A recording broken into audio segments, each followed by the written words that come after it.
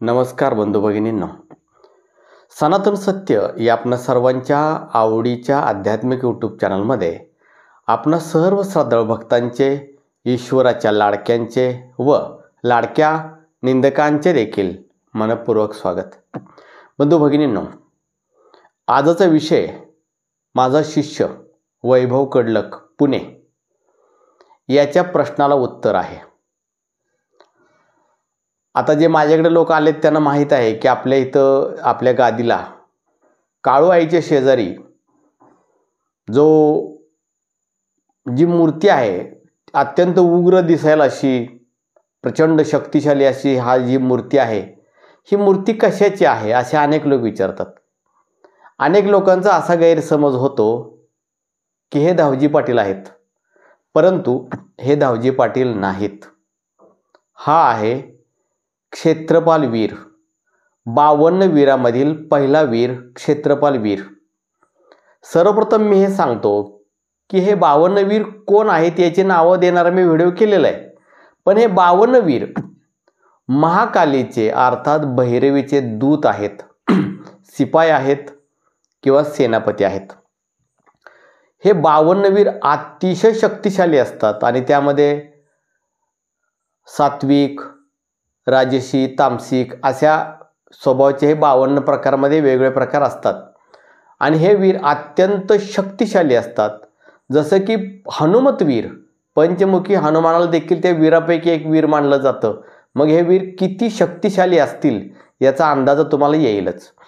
तर सर्वप्रथम नाथ संप्रदायामध्ये या वीरांना खूप महत्त्व आहे. मच्छिंद्रनाथ पहिल्यांदा ज्यावेळेला वणी गडावरती आले त्यावेळेला त्यांनी 7 दिवस सप्तशृंगी मातेची आराधना केली आणि सप्तशृंगी माता त्यांना प्रसन्न झाली आणि हाताला पकडून तिनं त्यांना मार्तंड पर्वतावर नेलं.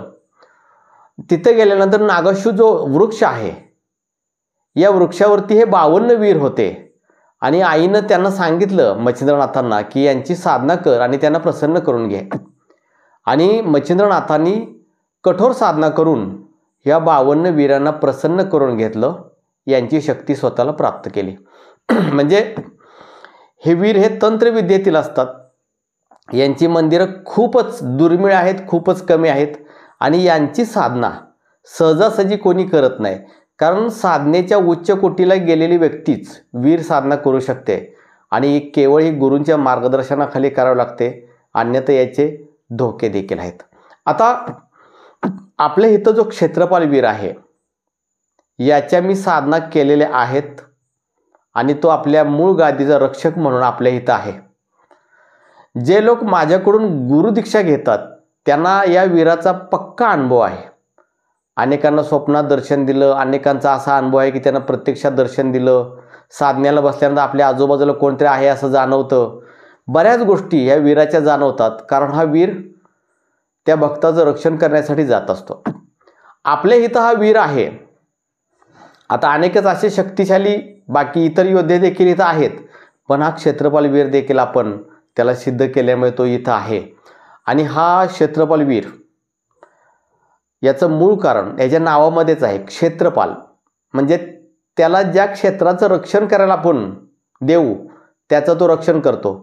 तुमचं बॉडी शरीर क्षेत्र त्याला दिलं तर शरीराचं रक्षण करेल, तुमचं घर दिलं घराचं रक्षण करेल, शेती दिली शेतीचं रक्षण करेल, शत्रूपासून रक्षण करेल, दुष्टशक्तीपासून रक्षण करेल, भूत प्रेत पिशाचं चेड्यांच्यापासून रक्षण करेल, वाईट शक्तींच्यापासून वाईट विचारांच्यापासून रक्षण करेल.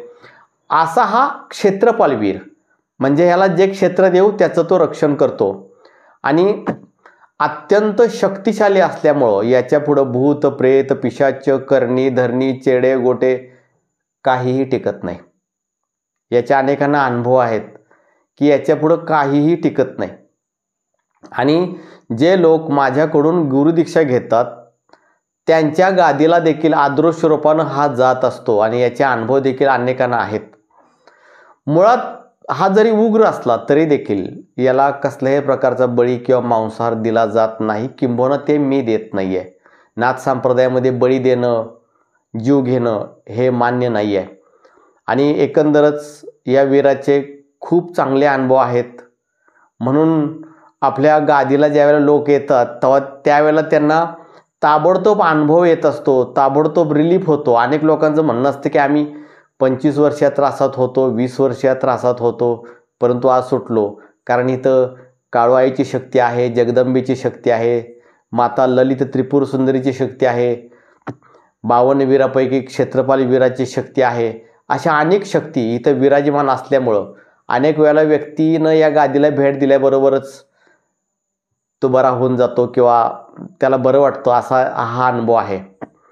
त्याचबरोबर हा वीर जे चुकीचे वागतात, चुकीचे कृत्य करतात, त्यांना दंड देण्याचं काम देखील करतो, त्यांना शिक्षा देण्याचं काम देखील करतो. म्हणून मूळ गादीला येताना मी अगोदरच सांगतो, तुम्ही इथे येता, तुम्हाला नाही पटलं, तुम्ही नका येऊ, परंतु निंदा करण्याच्या भानगडीत पडला तर कळत नकळत तुम्हाला याचा दंड भोगावा लागतो. म्हणून हा असा प्रचंड शक्तिशाली वीर आहे आणि याच्याविषयी अनेकांना जाणून घ्यायचं होतं की हा काय आहे. अनेकांना हे माहीत नाही किंवा मी सहजासहजी अशा बऱ्याच अशा गोष्टी आहेत की मी सहजासहजी ओपन नाही करत, परंतु कोणीतरी प्रश्न विचारतो आणि त्याला प्रश्नाला उत्तर द्यायचं म्हणून मग आपल्याला हे करावं लागतं. आता यामध्ये 52 वीर आहेत, यातला हा पहिला वीर आहे. अनेकांचा प्रश्न असा येतो की 52 वीरांचं जे वीर कंगन असतं हे सिद्ध कसं करायचं, याच्या काही साधना असू शकतात किंवा एका वेळेला 52 वीर कंगनामध्ये केवळ मच्छिंद्रनाथच प्रविष्ट करू शकतात. इतर लोक 1, 2, 3 खूप मोठं कार्य आहे, ते खूप मोठी शक्ती खर्च होत असते आणि खूप मोठी विद्या आहे ती, इतकं सहज नाही. एक वीर जरी असला, एवढंच काय की एका वीराचा अंश जरी वीर कंगनमध्ये गेला ना तरी तुम्हाला कोणी टच सुद्धा करू शकत नाही, इतकी त्याची जबरदस्त शक्ती आहे. त्यामुळं तुमच्या प्रश्नाला उत्तर मिळालं असेल की हा क्षेत्रपाल वीर आहे, 52 वीरापैकी आहे. हे दावजी पाटील नाहीत, काळूआई आहे साक्षात कालीच्या रूपात. आणि जसं दावजी पाटलांना काळूचा शिपाई म्हणलं जातं, लोक म्हणतात, मग काली आहे ना, तर कालीचा शिपाई 52 वीर आहेत, तिचे सेनापती आहेत. या रूपानं हे इथं आहेत आणि ही साधना मी माझ्या गुरूंच्या मार्गदर्शनाखाली केलेली आहे. कोणीही मोबाईलवरती पाहून पुस्तक वाचून ही साधना करू नका. अत्यंत उग्र, अत्यंत त्रासदायक आणि अत्यंत कठीण अशी ही साधना असते, ती गुरूंच्या मार्गदर्शनाखालीच करावी लागते. तसेच माझी आपल्या सर्वांना नम्र विनंती आहे की यासाठी अनेक दुष्टशक्तीने त्रास घालवण्यासाठी ध्यानधारणा असेल, मन अशांत राहत असेल, सप्तचक्र जागृत असेल, दुष्टशक्तीने त्रास असतील, स्वतःभोवती सुरक्षा कवच करून घेण्याचा विषय असेल, निराश वाटत असेल, विद्यार्थ्यांच्या समस्या असतील, ह्या सर्वांसाठी दर महिन्यामध्ये किंवा ज्यांचं वारं मोकळं होत नाही, वाऱ्याचे काय संचाराचे काय त्रास असतील, या सर्वांसाठी दर महिन्यामध्ये आपलं ध्यानधारणा योग शिबिर असतं आणि ते प्रत्येक महिन्यामध्ये असतं. आता या ऑगस्ट महिन्यातील शिबिर, ऑगस्ट महिन्यामधलं शिबिर आहे, रविवार दिनांक 25 ऑगस्ट 2024.